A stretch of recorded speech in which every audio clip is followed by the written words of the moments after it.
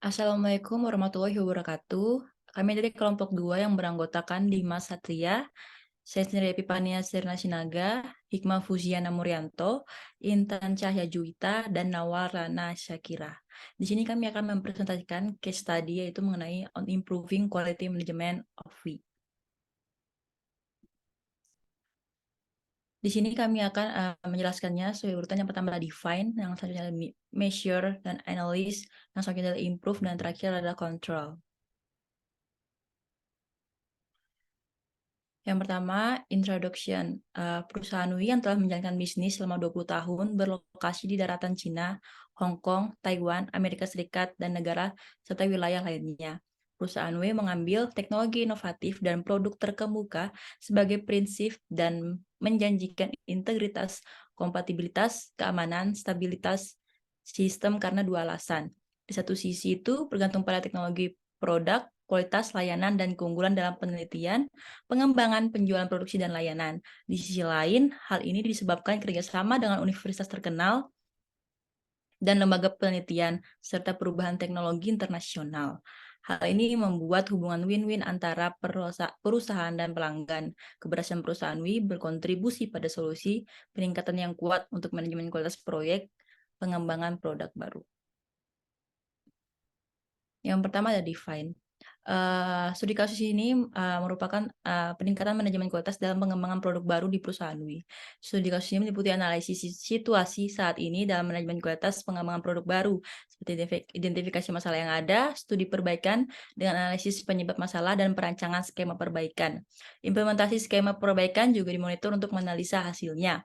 Tujuan penelitian ini adalah untuk meningkatkan manajemen mutu dalam pengembangan produk baru.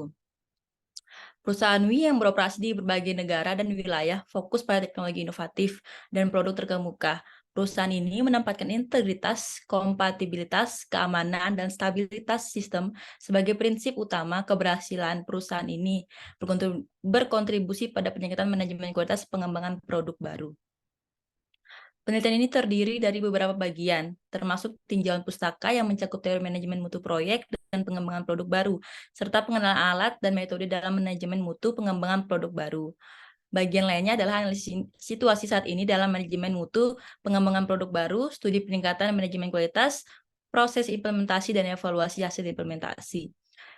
Metode seperti diagram sebab akibat, diagram Ishikawa digunakan untuk menganalisis penyebab masalah, proses hierarki analitik, AHP adalah metode pengembalian keputusan multi-objektif yang menggabungkan metode kuantitatif dan kualitatif. Perusahaan W mengenali proses yang terlibat dalam pengembangan produk baru dan memiliki sistem manajemen mutu yang diterapkan dan dipelihara. Para manajer dan departemen bertanggung jawab atas pembentukannya.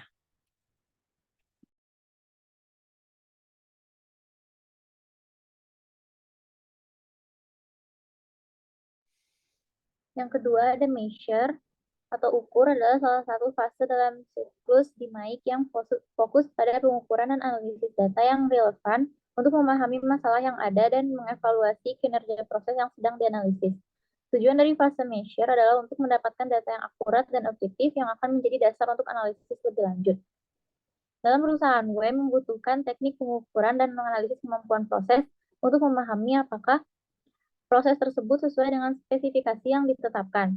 Ini melibatkan penggunaan metode statistik untuk mengukur kemampuan proses seperti analisis kapabilitas proses atau proses capability analysis.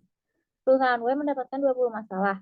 Hal yang dapat dilakukan adalah menetapkan metrik kinerja relevan dan mengukur kinerja proses dalam perusahaan web secara terus-menerus untuk melacak kemajuan selama proyek Six Sigma. Sesuai dengan masalah, perusahaan W harus menggunakan alat analisis statistik yang sesuai untuk menganalisis pengaruh implementasi proses, yang terutama mencakup analisis sistem pengukuran atau MSA dan teknologi pengendalian proses statistik atau SPC. Persentase perbandingan tingkat kegagalan produk perusahaan W dapat dilihat dari jumlah komplain yang berkurang dari 1 hingga 12 bulan, yang dimana jumlah kegagalan berkurang sebesar 24,25%, lalu setelah perbaikan menjadi 9,75%, dan setelah menggunakan skema perbaikan, rata-rata tingkat kegagalan setelah perbaikan sebesar 1%.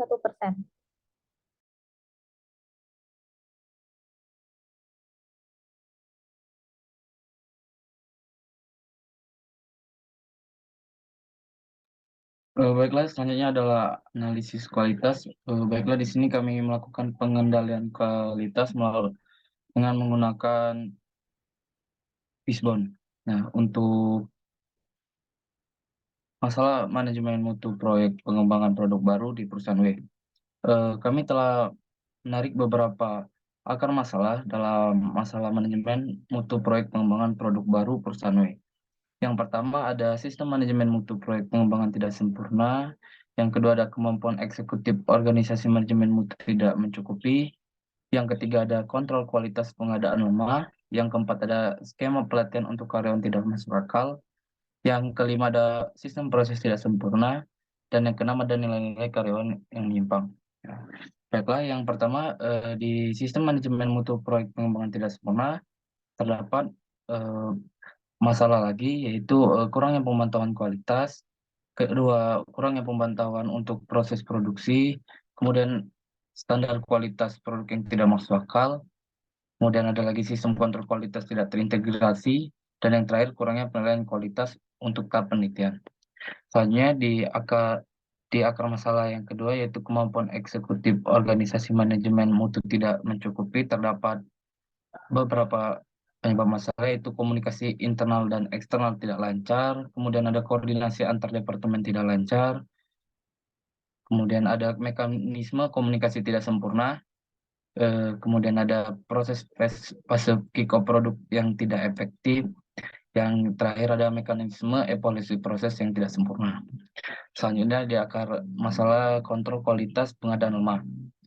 Yang pertama disebabkan kesadaran layanan karyawan tidak kuat, kemudian tingkat manajemen dan pemantauan kurang baik, dan yang terakhir ada masalah pemrosesan bahan. Selanjutnya di akar masalah skema pelatihan untuk karyawan tidak masuk akal. Nah, di sini terdapat kualitas definisi persyaratan tidak jelas, kemudian ada kurangnya pengalaman dalam manajemen, kemudian kemampuan desain tim R&D tidak mencukupi, dan yang terakhir tujuan pelatihan tidak efektif. Selanjutnya di akar yang sistem proses tidak sempurna, terdapat pengembangan tidak sesuai dengan permintaan pasar, kemudian ada siklus pemberian material terlalu lama, terdapat target kualitas tidak masuk akal, dan yang terakhir produk baru tidak standar mekanisme dekomposisi. Dan akar yang terakhir yaitu nilai-nilai karyawan yang menyimpang. Terdapat tingkat manajemen dan pemantauan yang kurang baik, dan yang terakhir ada kesadaran layanan karyawan yang tidak kuat. Mungkin ini analisis yang dapat kami berikan.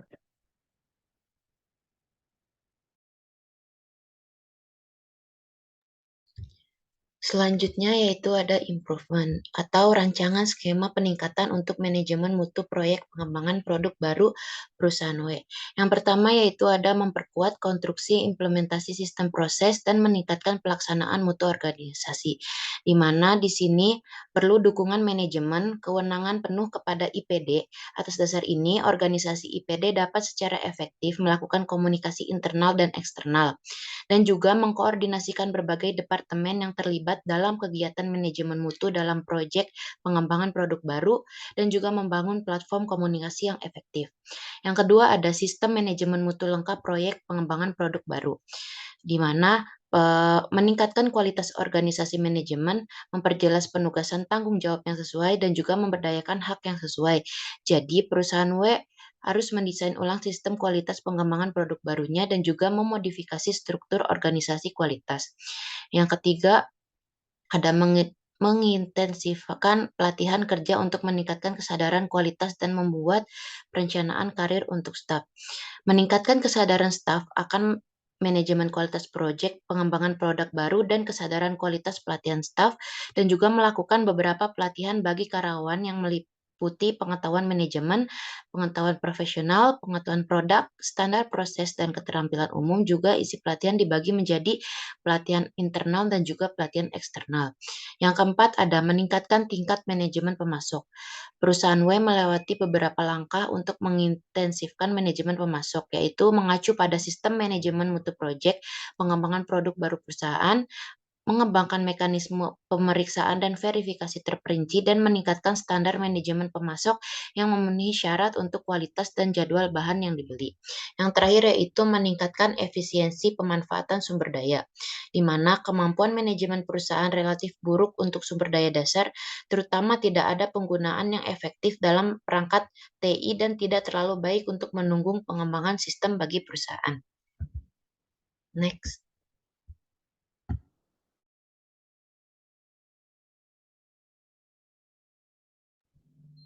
Setelah melakukan analisis masalah terhadap peningkatan manajemen mutu proyek pengembangan produk baru perusahaan W, kami telah melakukan improve, ditemukan 5 skema peningkatan, yaitu seperti yang sudah dijelaskan oleh teman sekelompok saya sebelumnya.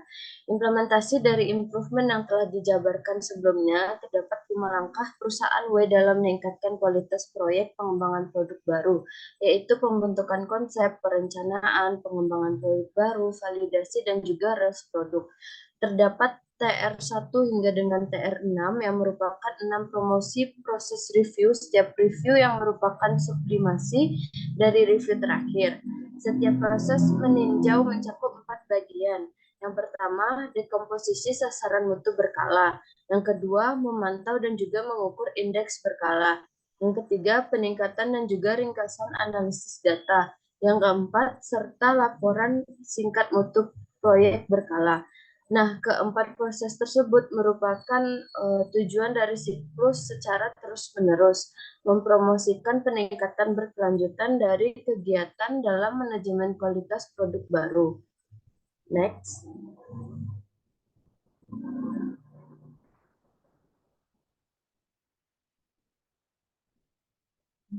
Proses selanjutnya yaitu controlling. Setelah melakukan improvement, dilakukanlah controlling ini dengan menerapkan analisis efek skema peningkatan manajemen mutu proyek pengembangan produk baru perusahaan W. Yang pertama itu dengan cara perbandingan dan analisis defect rate produk baru.